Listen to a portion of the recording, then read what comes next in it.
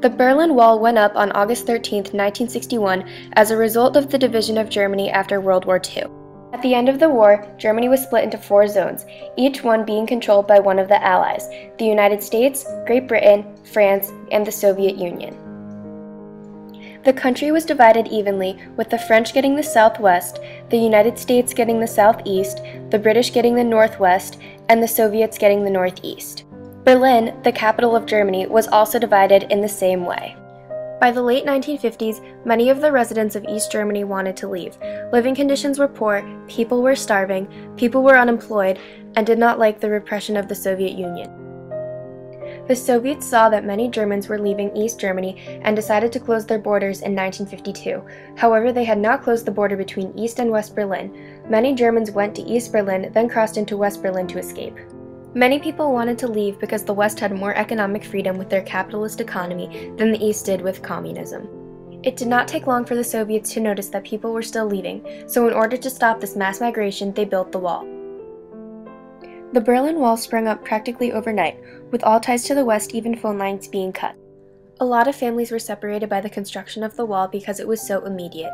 Whichever side you went to sleep on that night is where you remained for the next few decades. My grandma lived in Germany when the borders closed and managed to move right before the wall went up, though as the wall went up, they did lose connection with some family. My husband, when he was a young boy, he always had visitors from a neighboring town somewhere near the border between East and West Germany in the northern part of Germany.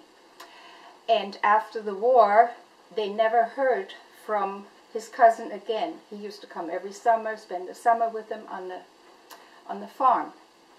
And so 40 years went by, and they never heard from him until one day when the wall came down. It was permissible for West Germans to go over to East Germany. And my husband and a cousin of his, they went in search of their other cousin, Kurt was his name, to see if he survived the 40 years after Germany was divided.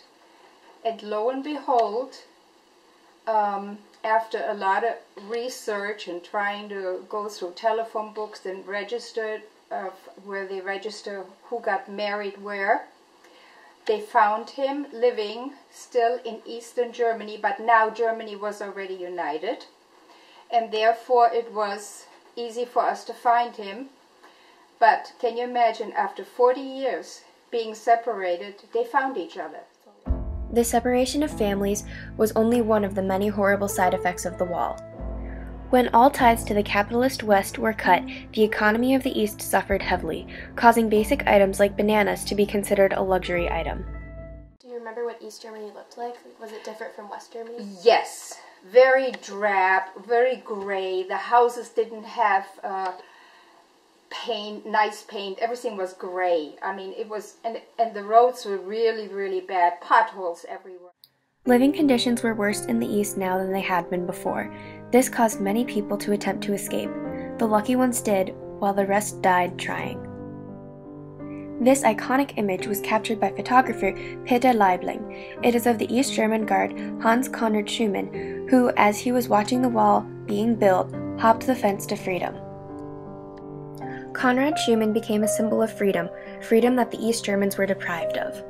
Until one night, November 9, 1989, an East German government official by the name Günter Schabowski read a decree that said visas would be freely granted to those who wanted to leave. These visas would be granted immediately, signifying an end to the closed borders.